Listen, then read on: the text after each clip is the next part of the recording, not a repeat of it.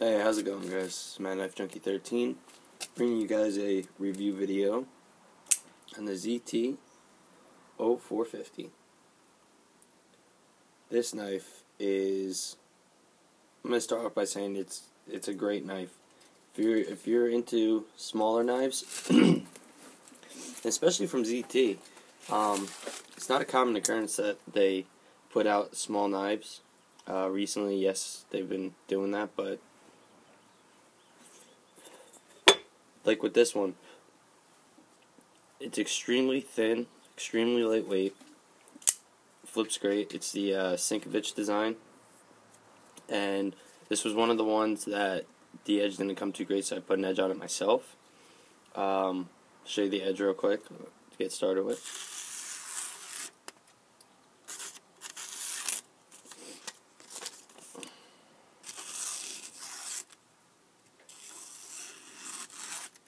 Barely hear that. Push cut. So the S35VN is properly heat treated. You get a nice edge out of it. I've been using this for a few days now. Comes on the KVT ball bearings, the Kershaw Velocity technology, but these are a little different than new ones. The 0452 has the blue washer like the other ones. The big brother of this with the carbon fiber. This one and the 0900 and the 801, the titanium ones, they come with the new style of Kershaw Velocity technology, the KVT, which has, it looks like a bronze phosphorus washer with the ball bearings encased in it. And so it's, let's see, it's a S35VN, full titanium, anodized. I believe that's aluminum, because I don't think you can get red like that. I think it's aluminum standoffs. It's got the newer pocket clip, which I don't mind, but I think it's a little big for this knife. Same on the 801. They're a little bit big. It's got a flat grind. Sorry, flat grind. And a really nice swedge up top. I think it looks really nice. Makes it look a little more aggressive. But this I consider like a gentleman's folder. If you guys are looking for like a small Sebenza flipper, as a Knife Guns and Gears said in his video, I think this is it. Real nice. It's got the ZT logo engraved into the titanium. Flips like a dream. Sterile on the show side. You got 0450 Kai Sinkevich design, who's the Russian designer that made this or designed this knife. S35VN USA, then the serial number. Mine is 735. So there you go. That's on the other side of the blade. I love how they have the stonewash flats with the satin grinds. Really nice touch, real classy. It's got a lanyard hole. I'm not a big lanyard guy, but it has it if you like that. Drops freely. I did a review on this and all the other knives I wanted to review, but it was the other day and I was just kind of like out of it. I was kind of tired and loopy, and I didn't like how the videos turned out. I was kind of all over the place here and there, and yeah, so I figured I'll just redo them. So here you go. I like to do this with knives. I showed this when I made the other videos. Of course you didn't see it, but if you want to test the smoothness of the knife, break past the detent, put your finger as high up as you can, and that you don't have as much leverage like that. So run your finger down the blade. If your finger don't lock up like mine just did, hold on. Run your finger down the blade, and if it has like no hiccups, it doesn't like jerk forward, you'll know that it's real smooth. So, excuse me. I like to do that. Also, you can tell this knife is smooth because put it to where it's not fully closed, and being able to flip it open, that's quite impressive. I don't think you could do that with a washered knife. But there you go.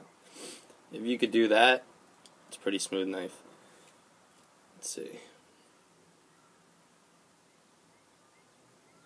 no grit in it. There's a little bit of that grease. Let me get that off real quick.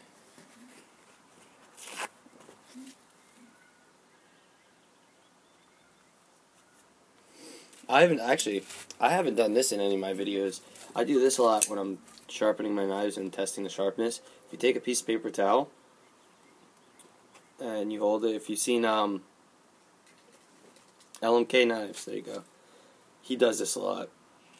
And you can cut the paper towel. You know it's a sharp knife. It's a good way to test them if you don't like doing the paper cut test. That's a little more controlled because you're holding both ends.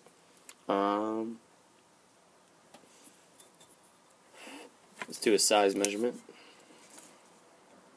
Alright, so the blade, about 3 1/4. Your handle is about 4 inches. And it's just perfect because you can get a full 4-finger grip on the knife. And I don't know if I showed this in another video, but I stabbed myself with that Kershaw leak that I did. I'll be showing you guys that in a video. I healed pretty fast, so I'm kind of surprised because it went real deep. But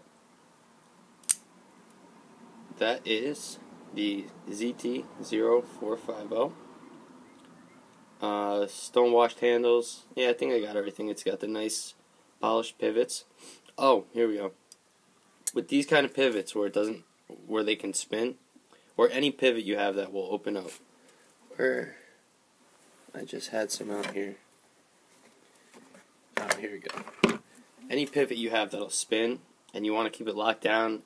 I don't like using Loctite anymore. I haven't for a long time. I use Teflon tape. Any kind of Teflon tape. This just happens to be the blue kind, the heavy duty shit. But